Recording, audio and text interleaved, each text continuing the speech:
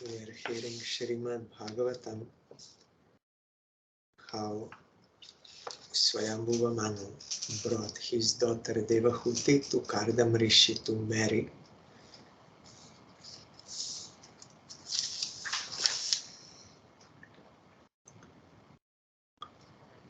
And Kardam Rishi, we heard, I have heard that Vishwavasu, the great Gandharva, his mind stupefied with infatuation, fell from his airplane after seeing your daughter playing with a ball on the roof of the palace.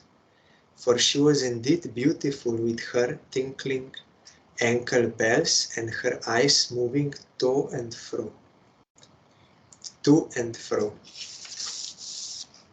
Tam prartayantim lalana lala mam asevita shri charaneir adrishtam vatsam manor uchapadach swasaram ko nanu manyeta buddho biyatam.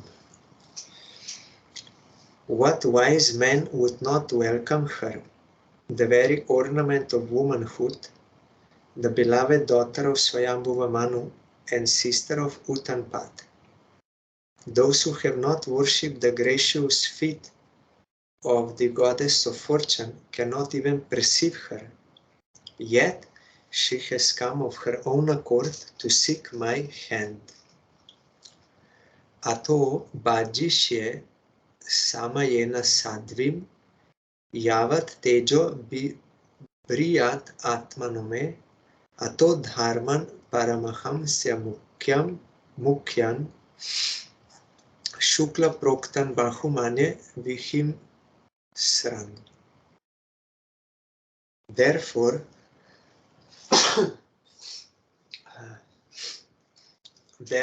I shall accept this chaste girl as my wife on the condition that after she bears semen from my body, I shall accept the life of devotional service accepted by the most perfect human beings. That process was described by Lord Vishnu. It is free from envy.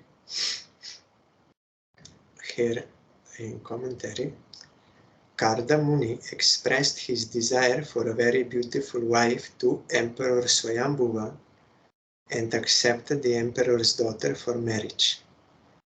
Karda Muni was in the hermitage practicing complete celibacy as a brahmachari, and although he had the desire to marry, he did not want to be a householder for the whole span of his life, because he was conversant with the Vedic principles of human life.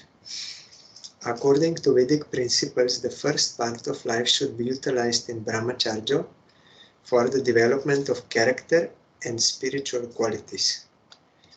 In the next part of life, one may accept a wife and beget children, but one should not beget children like cats and dogs. Karda Muni desired to beget a child who would be a ray of the Supreme Personality of Godhead. One should beget a child who can perform the duties of Vishnu, otherwise there is no need to produce children. There are two kinds of children born of good fathers.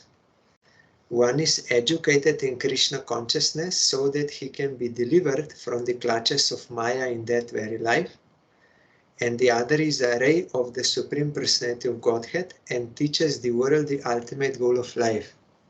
This example we have, I told before, Chaitanya Das and his wife Lakshmi Priya in Gaur Lila.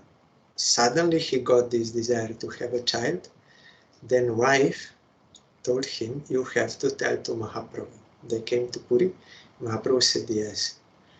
Supreme Lord will fulfill your desire. Then he explained to his own associates that actually he will have a very good son. He will be non-different from me.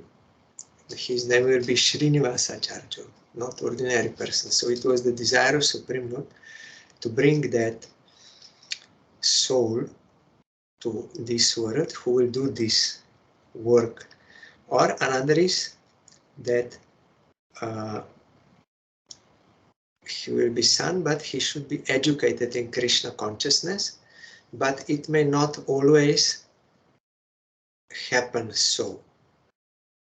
It is the duty of parents to try to make him devotee, but it may not always happen, as in the case of Prahlad Maharaj. But he was not disturbed because of that, because he did his duty to satisfy Krishna, and he was fully satisfied by that. As will be described in later chapters, Karda Muni begot such a child, Kapila, the incarnation of the personality of Godhead, who enunciated the philosophy of Sankhya. One, my god sister, she's Indian, she was married, and they were pressed so much to have children. I asked her, and he said, because here in India, everyone there obsessed with having children. So much pressure. So she was twice pregnant, but both child, they died before, means almost from beginning, died. So, but still, all in society, they were pressing them, parents and parents-in-law and all this, and she was very much under this pressure, and husband was also, yes, it would be good, like this. So she was fully in this uncomfortable situation. So she told me, and I said, you have to pray to Gurudev to see. He only can protect you. And then she said, but I am not so qualified. The Gurudev, that was after the disappearance of Gurudev, that I will get some answer from him. Better you pray to him.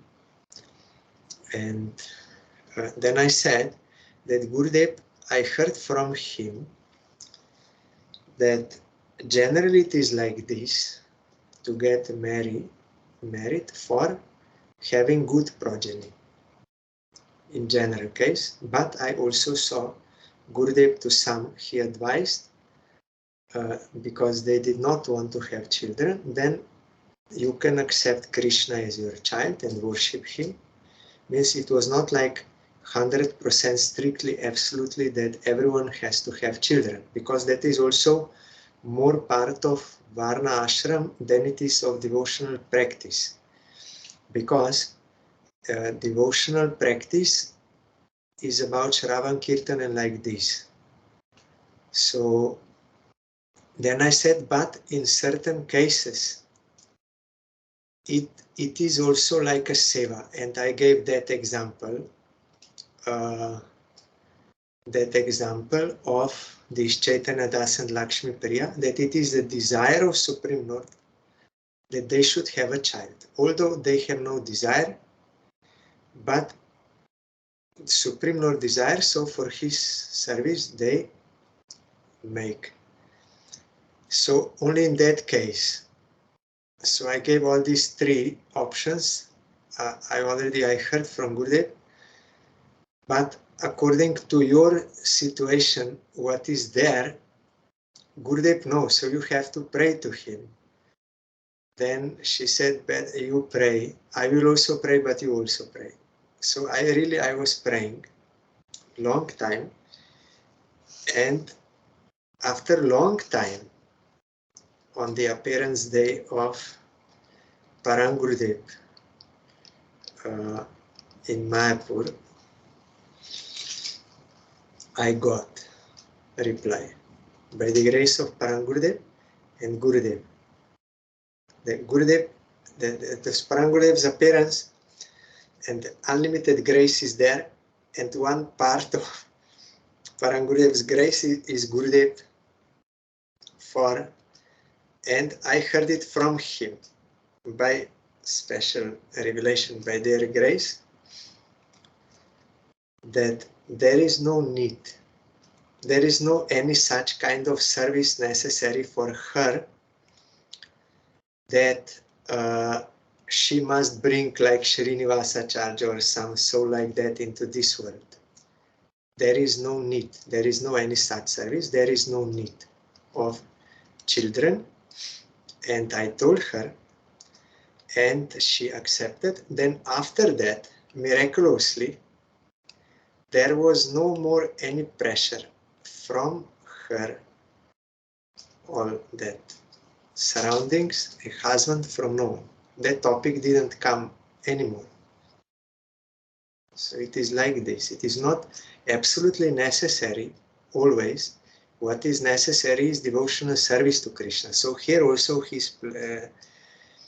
is saying this, I will make child because it is the desire of Supreme Lord, but after that I will go do devotion.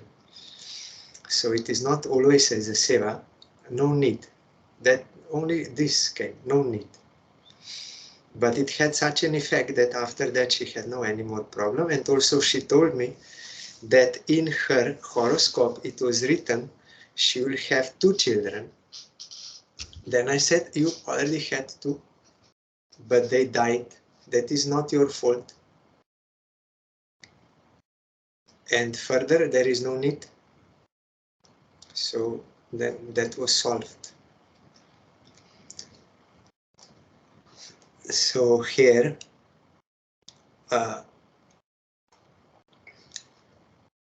as will be described in later chapters, Karda Muni begot such a child, Kapila, the incarnation of the personality of Godhead, who enunciated the philosophy of Sankhya. Great householders pray to God to send his representative so that there may be an auspicious movement in human society. This is one reason to beget a child. Another reason is that a highly enlightened parent can train a child in Krishna consciousness so that the child will not have to come back again to this miserable world. And also, parents will be benefited if they will get devotee child.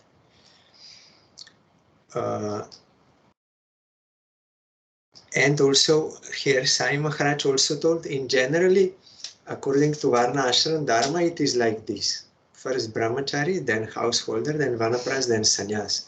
Means one should not remain as a householder whole time. But we see in Gaur Lila, those who are householders, they remain householders whole time. Because again, Varna Ashram Dharma, that which is favorable for devotion, one can accept. But it is not always necessary to accept everything. And they were not ordinary householders. Our Gurudev told, they are not ordinary householders. Either they are already perfected beings playing the pastime of householder, or someone in household life, if he will do bhajan, then like Bhaktivinoda Thakur explained in that song, it is not for him, but he explained for others, that when one will fully surrender to Krishna, then his vision will change about his house, it belongs to Krishna, about all relatives, they belong to Krishna. Vision will change. So that is not ordinary household. So such pure devotional household, there is no need to become then vanaprastha sannyas like this, because already he is a sannyasi as a householder. Sannyasi in the sense of fully detached from any material enjoyment and only engaged fully for the service of Krishna. That is the purpose. Purpose is not sannyas formally or like, purpose is to become fully dedicated to Krishna. For some, Krishna desires to formally take sannyas, then they will preach, but it is not for all. And even those who are householder and they are qualified, they also preach. Our Gurudev told me, I also came by the preaching of household devotee.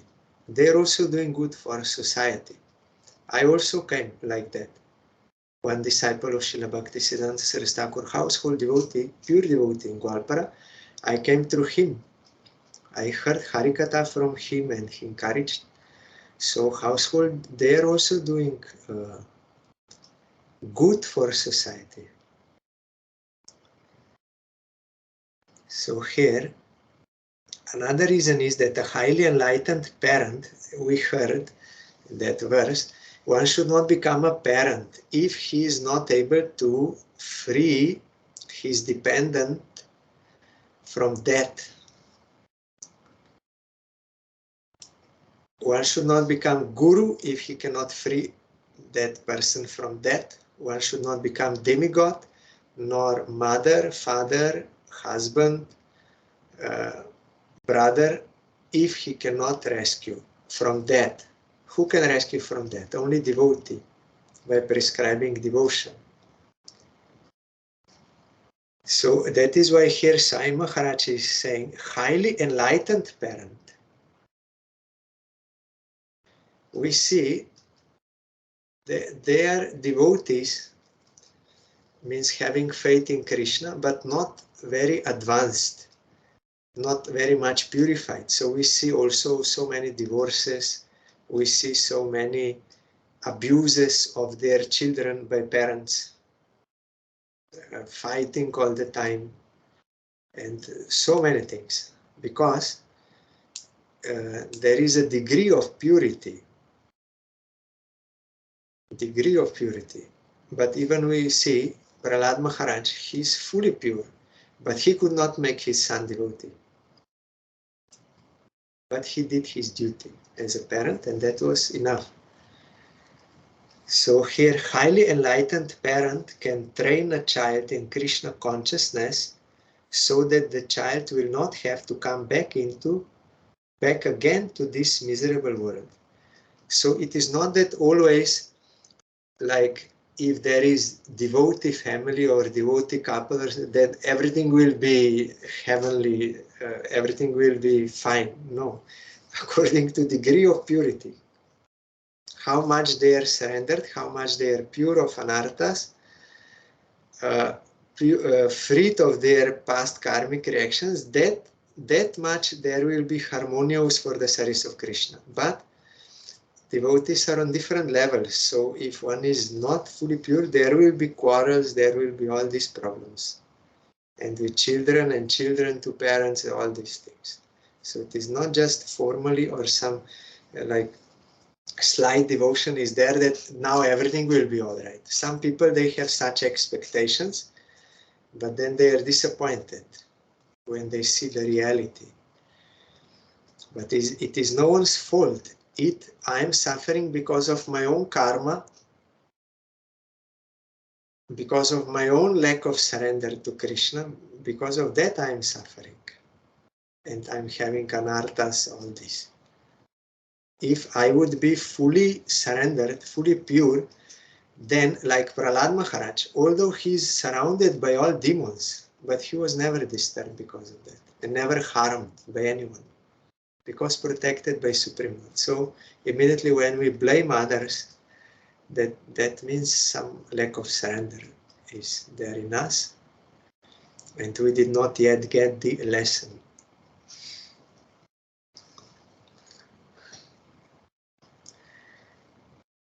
Parents should see to it that the child born of them does not enter the womb of a mother again. Unless one can train a child for liberation in that life, there is no need to marry or produce children. See, that verse is there. It is based on Shastra. It means marriage and producing children, that is not for my own sense gratification. According to Vedic, that will have reaction. But Vedic means this for the sake of serving Supreme Lord, together with wife and together with children, for the service of Krishna. But if that is not there, then there is no need, or that will be reactionary. Suffering will come. If human society produces children like cats and dogs, for the disturbance of social order, then the world becomes hellish, as it has in this age of Kali. In this age, neither parents nor their children are trained. Both are animalistic and simply eat, sleep, mate, defend, and gratify their senses. This disorder in social life cannot bring peace to human society. Never possible. By how much they try to make peace solutions, and as long as this sense gratification out of false ego is coming, there will always be unrest, disturbance, suffering, always. By any material solution, you cannot stop this. Only by spiritual solution, you can come out. Kardamuni explains beforehand that he would not associate with the girl Devahuti for the whole duration of his life. He would simply associate with her until she had a child. In other words, sex life should be utilized only to produce a nice child, not for any other purpose. Human life is especially meant for complete devotion to the service of the Lord. That is the philosophy of Lord Chaitanya. After fulfilling his responsibility to produce a nice child, one should take sannyas and engage in the perfectional Paramahansa stage. Paramahansa refers to the most highly elevated perfectional stage of life. There are 4 stages within sannyas life, and Paramahansa is the highest order.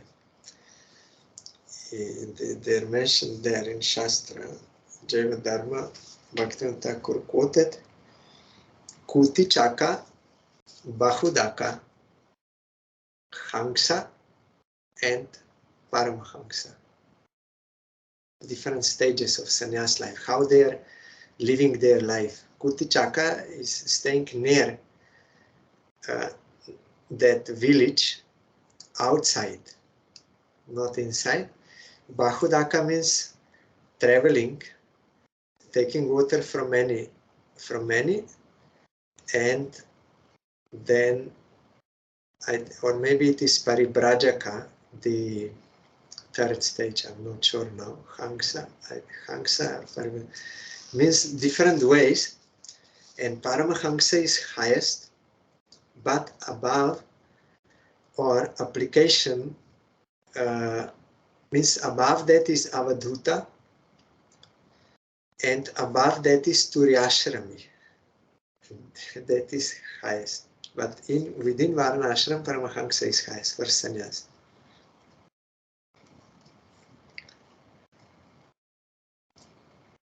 So, as I told before, one should not, even if he is a householder, that does not mean that everyone must take formal sannyas, but he must come to the point of becoming sannyasi internally, means fully engaged in the service of Krishna, in household life, like Srivas Thakur and Advaita Acharya, like this. They are perfect householders, pure, or Bhaktivinoda Thakur.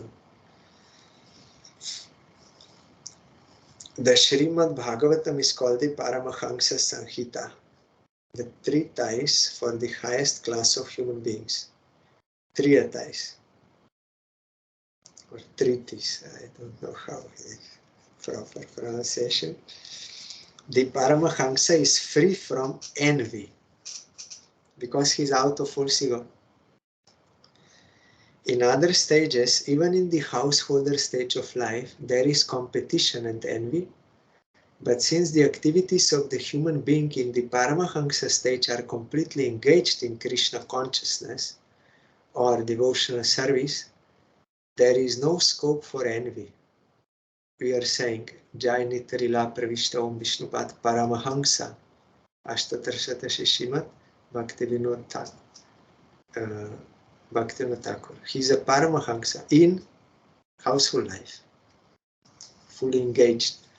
Our Gurudev also taught in England when he was, he said, Someone was asking that in household life, the Guru said, yes, many Gaur's associates, but they are not ordinary householders. They are not in household to enjoy sense gratification. Internally, they are like ascetics, like renounced persons. And then they gave example also of Ambarish Maharaj. Then Gurudev also smiled, he said, yes, Ambarish Maharaj, but it is not so easy to become Ambarish Maharaj, to come to that level of devotion. It is not like just everyone will be everyone householder, yes, like Ambarish Maharaj. No. It's not so easy to become Ambarish Maharaj. Then Gurudev explained about the qualities of Ambarish Maharaj given in Bhagavatam. He was legal owner of this whole world, but had no attachment, no tinge of attachment to that property. He saw it as a lump of earth, no value. How was that? Because he had devotion, pure devotion to Krishna. How he got it? By sadhana. Gradually he got that perfectional stage by doing sadhana sincerely under the guidance of Guru. And he was fully, then also Supreme Lord Narayan explained to Durvasa, you think he's attached householder? No. You are thinking, I'm Brahmin, I'm sannyasi, he's kshatriya, he's householder, I'm superior. No. He has no attachment. He's fully dedicated to me. He thinks everything belongs to me. And I'm in his heart. You have to go to him. I cannot rescue you. So Gurudev told it's not so easy to become Ambarish Maharaj. Sudarshan Chakra always protecting on the order of Supreme Lord.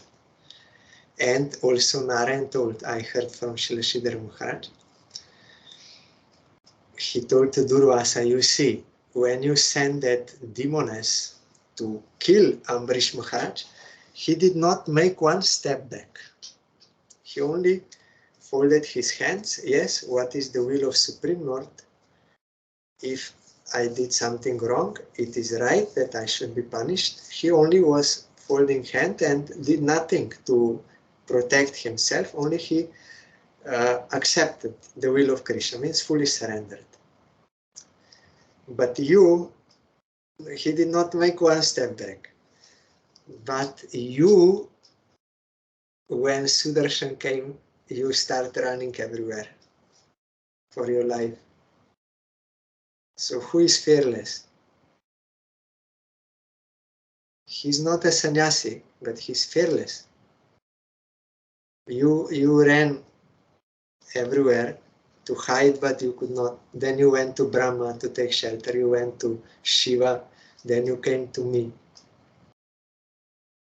So here is the example of pure devotee household or Prahlad Dhruva.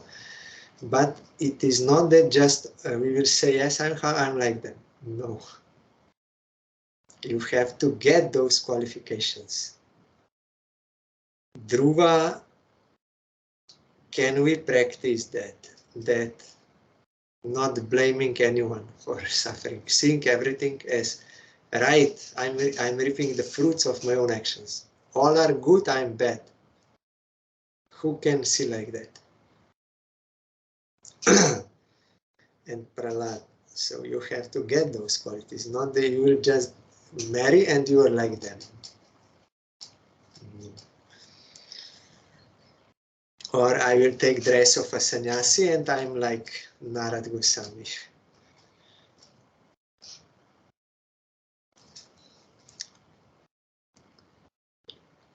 In the same order as Kardamuni, about 100 years ago, Thakur Bhakti Vinod also wanted to beget a child who could preach the philosophy and teachings of Lord Chaitanya to the fullest extent.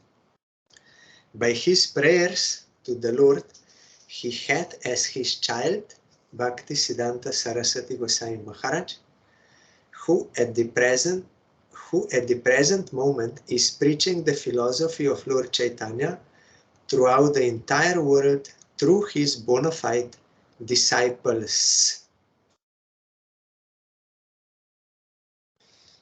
You can see, it is SRIMAD BHAGAVATAM Canto 3, chapter 22, verse number 19. Commentary. He wrote, who at the present moment is preaching the philosophy of Lord Chaitanya. The Prabhupada already disappeared when Swami Maharaj was translating this and publishing. But he saw it. My Gurudev is preaching this all over the world. So yesterday we heard how he was fully surrendered to Guru and Krishna. I'm nothing. I'm only, you brought me here, you make me dance, how you will want me to dance, and dance. You are doing everything. So no false ego. Here he is writing that who at the present moment, Srila Bhaktisiddhanta Saraswati Thakur disappeared from this world in 1936 or 1937 if you 1st January, if you take that according to solar. That time Swami Maharaj was not even sannyasi, what to speak of translating this Bhagavatam. But he is writing because he's having that vision. He's not a bogus person, he's a realized soul. He's living devotee, means realized, he's seeing things as they are. They're beyond our material eyes. How now he's preaching, already he's dead so many years back. But the realized soul he's seeing, you see here.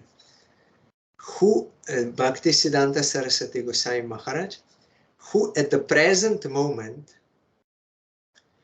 is preaching the philosophy of Lord Chaitanya throughout the entire world through his bona fide disciples, not disciple, me, but he is stating through his bona fide disciples throughout the world. Some were preaching in India, some were preaching, he was preaching Western, but through all of them, Chaitanya Mahaprabhu, Prabhupada, they were preaching the same message of pure devotion. That is why when Swami Maharaj understood that he will have to leave this world by the grace of Krishna, by the will of Krishna, he told, I apologize to all my God brothers for the statements I made.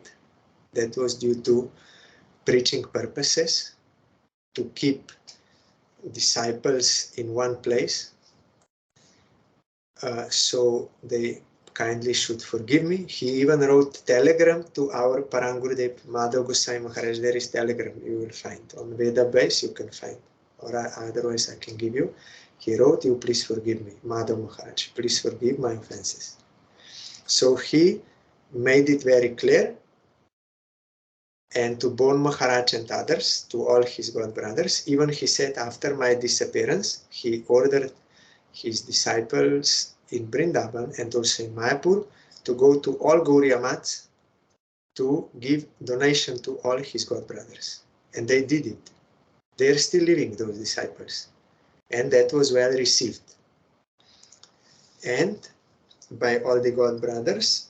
And he told, even to our Srila Bharati Maharaj, I heard from him directly that Swami Maharaj was requesting his God brothers, I could not train them fully, my disciples. And now I will have to go, so you please take care of them. He told, so we have to accept that grace. If we are accepting Swami Maharaj, then we have to accept him fully, not partially. Then we will be deprived. We will lose. We will be deprived. And he told to his own disciples, you have to cooperate with my God brothers for philosophical, practical questions, and they did at the beginning. But then later, due to some, because Sai Maharaj disappeared and some anarthas and like this, then they made some offenses. Then they had to get the fruit of that, unfortunately, some. But through that, then they got a lesson, and later also they rectified. So throughout the entire world, each one got his own place to preach. Sai Maharaj got Western countries, but his disciples, as we hear from the history, they preached all over India. That is not useless.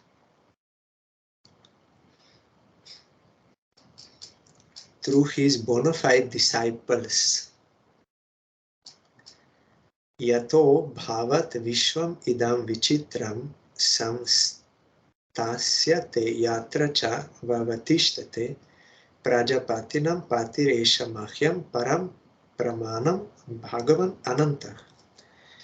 Even we have example, one disciple of Srila A.C. Bhaktivedanta Swami Maharaj, after the disappearance of his Gurudev, he was searching, means he was praying to Krishna and searching where I can get association of someone who is on the level of my Diksha Guru, means Srila Swami Maharaj. And we heard how Krishna made arrangement. He was in Calcutta to study music, and he heard from some little distance some kirtan going on, and he from his apartment, and he went there, and there was one small temple, and they were doing kirtan.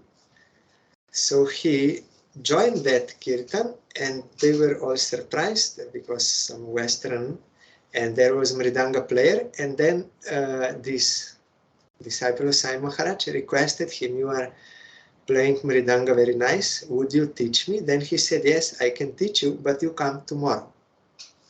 Then, and that was Radhashtami day. Then tomorrow, this devotee went to search for the temple, but could not find. It was not to be found. Then he met another devotee, like by chance, so-called chance, and he asked him, what you are looking here for? And he said, there is one Radha Krishna temple I'm searching. Yes, I know where it is. You come with me. And then they were walking very long time, and this devotee was suspicious. No, that was more near. So where we are going? Then they came in front of our mat, Calcutta mat, Satish Mukherjee Road, and he told him, here, this is Radha Krishna temple. Then that devotee said, but this is not that temple which I was searching for. Then this devotee told him, yes, it may not be the temple which you were searching for, but this is the temple you need to find. You needed to find. Then he took him inside, and then he met our Gurudev there, and with all sannyasis, and his first impression was, here everyone there very serious for devotion. They're senior devotees, young also brahmacharis, and also senior many sannyasis, and our Gurudev, everything. And he said, when I entered that, I felt here they are very serious for devotion. In ISKCON, they're like young people and more in this way. So he got this thing. They are very serious, because really they are pure devotees, or very serious for that. So he met Gurudev, and that was Krishna's arrangement for him. Then he understood Krishna answered my prayer. I found a person who is like my Gurudev, and he was staying with him whole life. till Gurudev disappeared. Even now he is singing his glories, accepting as Guru, because that was arrangement. So at that time in 80s, it was happening in 80, in the beginning, 1980 year. That time many disciples of Srila Bhaktisiddhanta Saraswati Thakur were also living. Like Srila Bhakti Pramod Puri Goswami Maharaj, Bhakti Swara Bhakti Sar, Shanta Goswami Maharaj, Sridhar Maharaj, many were still living, but Krishna made such arrangement to bring him to our Gurudev. Because later on, Gurudev will go to America and he helped him. So everything is made by Krishna, how this is. If one is sincere, then Krishna will make that arrangement and like this. So one who is sincere, he will get association of bona fide sadhu.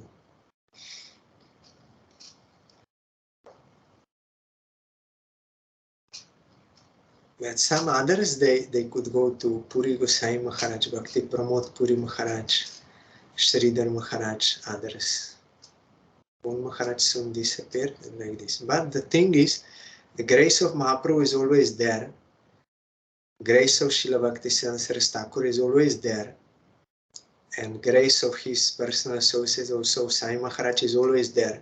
I also always say, I was hearing Srila A.C. Bhaktivedanta Swami Maharaj's tape recording, Harikatha, and I liked so much that I got that desire. I want to meet such a person from whom I could hear about Krishna like he is speaking. Then Krishna fulfilled desire. He took me to Gurudev. So, if that desire is there, then Krishna will make arrangement. It is not that with Swami Maharaj everything finished after him, no. Grace is always there, but those who are sincerely wanting, they will get it. It will never end. It is Krishna's duty to guide jivas to him from this world through his devotees, but you need Sukriti, that desire, then those who have Sukriti will get. Yes, this I read. The highest authority for me is the unlimited Supreme Personality of Godhead, Kardam Rishi said. That is highest authority for me, from whom this wonderful creation emanates and in whom its sustenance and dissolution rest. He is the origin of all Prajapatis. The personality is meant to produce living entities in this world. He is the origin of all Prajapatis.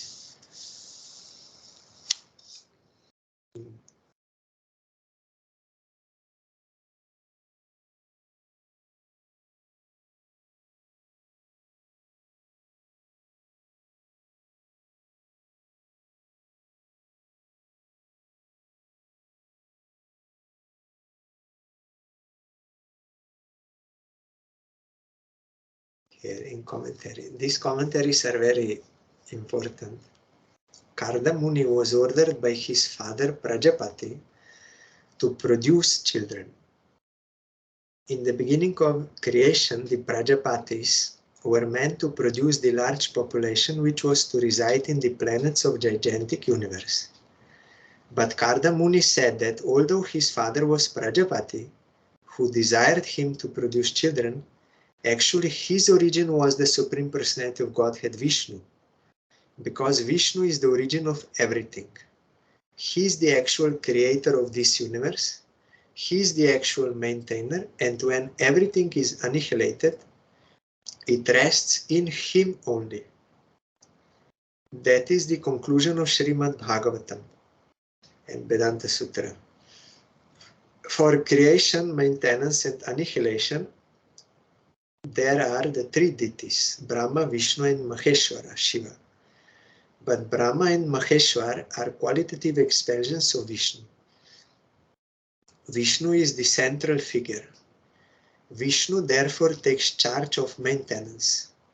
No one can maintain the whole creation but he.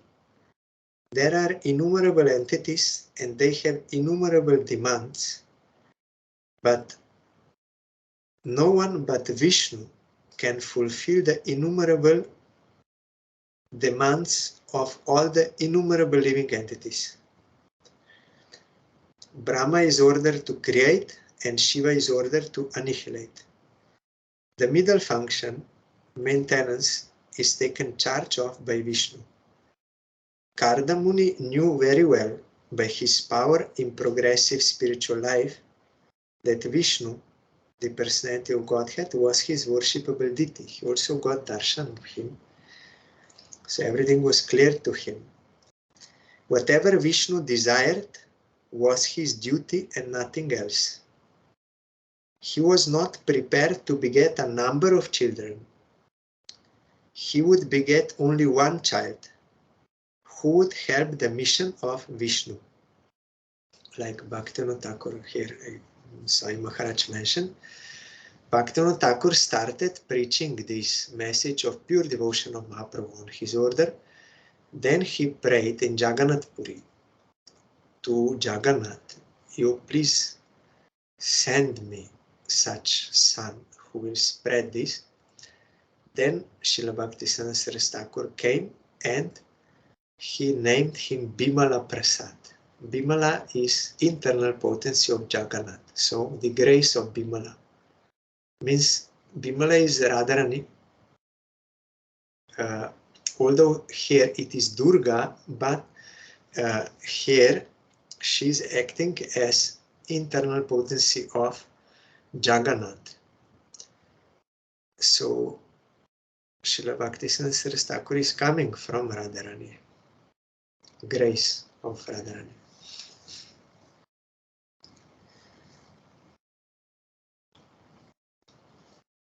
As stated in Bhagavad Gita, whenever there is a discrepancy in the discharge of religious principles, the Lord descends on the surface of the earth to protect religious principles and to annihilate the miscreants. That time, so many Apasampradayas in the name of teaching of Chaitanya Mahaprabhu were there, so there was a need for Bhaktivinoda Thakur to come and Srila Bhaktisiddhanta Saraswati Thakur to come to solve that and to establish that pure teaching of Chaitanya Mahaprabhu. And those Apasampradayas, they attacked them because they spoke the truth and their business was threatened. They were thinking, we are from this family, we have monopoly, only we can be gurus, no one else.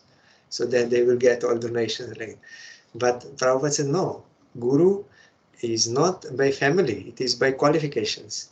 So their guruship business was disturbed, so they attacked him.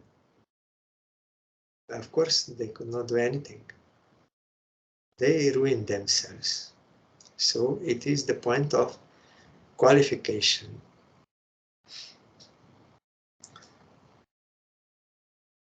Marrying and begetting a child is considered to liquidate one's debts to the family in which one is born. There are many debts which are imposed upon a child just after his birth. There are debts to the family in which one is born, debts to the demigods, because we are getting from them, debts to the pitas, family, because they are feeding him, and from demigods we are getting air, water, all these things, and pitas, they left property and knowledge and all these forefathers, we are indebted to them. That knowledge is coming from them, even if it is only material knowledge, but still that is, we are getting help, so we are indebted. Debts to the rishis, etc. But if someone engages only in the service of the Supreme Lord, the personality of Godhead, who is actually worshipable, then even without trying to liquidate other debts, one becomes free from all obligations. Kardamuni preferred to devote his life as a servant of the Lord in Paramahansa knowledge and to beget a child only for that purpose, not to beget numberless children to fill up the vacancies of the universe or for be free of debt like this. So that verse is there. By voting at the root of three, all are served, all branches have been. So by worshipping Supreme Lord, that verse is there in Bhagavatam. If one dedicates fully for the service of Krishna, then he is not indebted separately to anyone, anything. He does not need to do separately. Also, I heard in India from another one lady, oh, you are not having children, then how you will serve Supreme Lord? That is in their conception. But it is not always like that. It is not that only by having children that is the only way by which to serve Supreme Lord or to be free from debt like this. According to Guru's or Krishna's desire, one has to serve Krishna in that way. It is not same for all. Like for this God sister, Guru said, no need. And there was no more problem after that. Even now, no problem. But doing bhajan together with husband, chanting and coming to Dham, serving.